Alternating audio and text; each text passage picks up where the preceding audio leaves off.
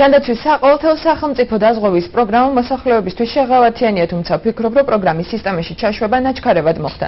ასეთი განცხადება გააკეთა დღეს სამედიცინო ცენტრ მედინას დირექტორმა. მას მიუღებლად მიაჩნია ის ფაქტი, რომ აღნიშნულ პროგრამასთან დაკავშირებით მითითებები სამედიცინო ცენტრებმა პროგრამის დაწყებამდე რამდენიმე დღით ადრე მიიღეს და შესაბამისად ვერ მოემზადნენ. ჯუმბერ უნგიაძის თქმით, სადაზღვევო პროგრამით გათვალისწინებული თანხა სრულად ვერ ასახავს დაწესებულების მიერ გაწეულ მომსახურებას. თუმცა მისივე განმარტებით აღნიშნული დაზღვევის დადებითი მხარე ის არის, რომ პიროვნებას ამ შემთხვევაში სამედიცინო დაწესებულების არჩევა თავად შეუძლია. თემასთან დაკავშირებით ვრცლად ჩვენს შემდგომ გამოშვებაში ვისაუბრებთ. ძალიან ნაჩქარებად მოხდა ამ